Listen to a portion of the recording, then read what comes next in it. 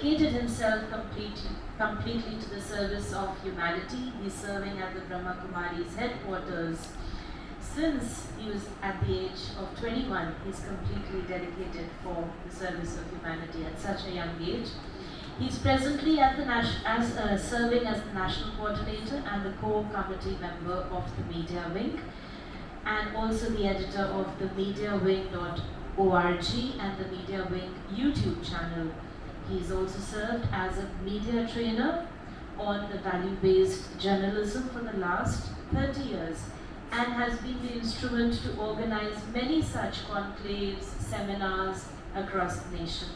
He practices Raj Yoga, also teaches Raj Yoga, and is also a motivational speaker. He was recently awarded an honorary doctorate for his special contribution towards promoting Hindi language and for achievements in the field of art and education.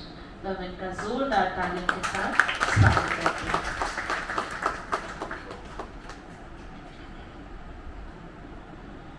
Om Shanti. शांति। मंच पर आसीन हमारे media जगत के देदीप्यमान सितारे, media guru's, PRO guru's और हमारे सभा में भारतवर्ष के कोने कोने से आए मीडिया फ्रेंड्स, भाइयों और बहनों, आज हमारे लिए खुशी का दिन है कि एक नया टॉपिक जो हम लोग जिस पर अभी आर्टिफिशियल इंटेलिजेंस, जिसको लोग कृत्रिम बुद्धिमत्ता कहते हैं हिंदी में, कुछ हमारे हिंदी के पत्रकार भी बैठे हैं, लेकिन ये जो टॉपिक है बहुत एडवांस है, टेक्नोलॉजी है, जिसमें श्रीनिवासन जी सर ने एक किताब का भी विमोचन करवाया अभी।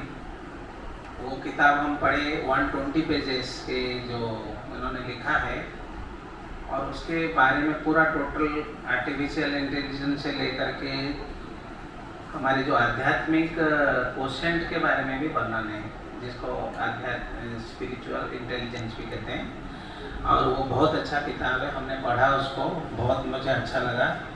आपको बहुत बहुत धन्यवाद कि आप हमारे ओम शांति रिट्रीट सेंटर के सभागार में मीडिया के नेशनल कॉन्फ्रेंस में आपने इतना अच्छा कार्यक्रम पेश किया।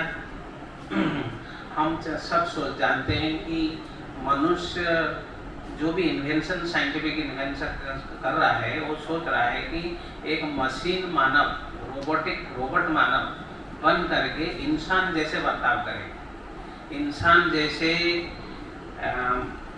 कोई भी उनके अंदर भी इंटेलेक्चुअल ऐसे हो कि कोई भी समस्या का समाधान कर सके, एक्सप्रेस कर सके, सब यही चाहते हैं। लेकिन बनाया किसने? आशा दीदी जी ने क्या कहा, बनाया किसने? इंसान।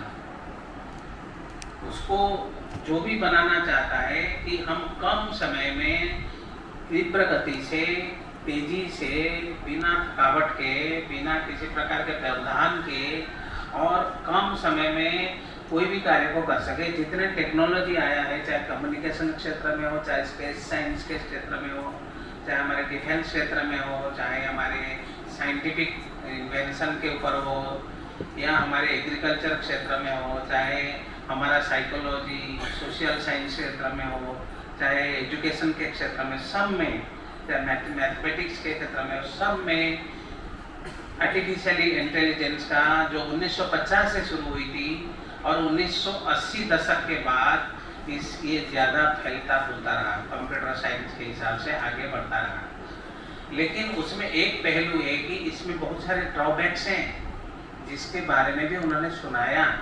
चाहे हमारे स्पेस साइंस के लिए हम काम कर रहे हैं, सब कुछ कर रहे हैं, लेकिन जो एटॉमिक वार है, जो मिसाइल से हमारे पास स्टोर है, उसका गलत इस्तेमाल हो सकता है। मशीन कभी भी फेल हो सकता है और उसको ठीक करना सहज भी नहीं है। मैं एक एग्जांपल देता हूँ। कुछ ये पिछले साल हमारे जो गूगल का जो सर्वर है वो डाउन हो गया, कंपनी के सर्वर डाउन हो गया। तो उसमें क्या प्रॉब्लम हुआ कि सारा बंद हो गया पूरा सिस्टम। तो इसीलिए पूरा फेल हो जाता है पूरा टेक्नोलॉजी। तो इसको ठीक करने के लिए बहुत समय भी लगता है और सॉफ्टवेयर की भी ज़रूरत पड़ती है। इसीलिए ये बहुत प्रॉब्लम होता है। इंसान आखिर इसको ही मिसयूज भी वो हो सकता है। कोई भी टेक्नोलॉजी कभी भी सक्सेस नहीं किया है, लेकिन इसमें संवेदनाओं की भी कमी होती है, सेंसिटिविटीनेस की कमी होती है, तो इसीलिए डिपेंडेबिलिटी भी बढ़ती है। तो इसी कारण से इसका उपयोग देश के अगर विकास के लिए हम करते हैं, आर्टिफिशियल इंटेलिजेंस का, और सुरक्षा के लिए करते हैं, एनवायरमेंटल पॉल्यूशन को रोकने के लिए करते हैं, एजुकेशन साइंटिफिक रिसर्च के लिए करते हैं, मेडिकल स्वास्थ्य क्षेत्र के लिए भी करते हैं, गरीबी उन्मूलन बीमारी उन्मूलन के लिए करते हैं, और मानव कल्याण के लिए अगर पूरी तरह करते हैं तो उसके लिए हमारे देश में जैसे बढ़ रहा है दिन प्रतिदिन, उसके लिए सारे विश्व का कल्याण हो सकता है। लेकिन इसमें एक प्रॉब्लम है कि डाटा सिक्योरिटी, उसमें क्या डाटा सिक्योरिटी, क्योंकि वो जो एल्गोरिथम जो हम बोलते हैं जिसमें सारा फार्मूला पेश होता है और हजारों लाखों की संख्या में डाटा को उसमें भर्ती किया जाता है, वो डाटा को सेल कर दिया जाता है बड़े बड़े कॉर्पोरेट कंपनी, तो सबके प्राइवेसी खत्म हो जाता है। तो इसीलिए इसमें कुछ भी हो सकता है टेक्नोलॉजी के हिसाब से। इसीलिए इसमें एक पॉइंट जो हम लोग लास्ट जो इसमें लिखा है कि spiritual question for professional benefit. Spiritual question मतलब आध्यात्मिक बुद्धिमत्ता या आध्यात्मिक जो क्षमता, तो उसकी आवश्यकता है।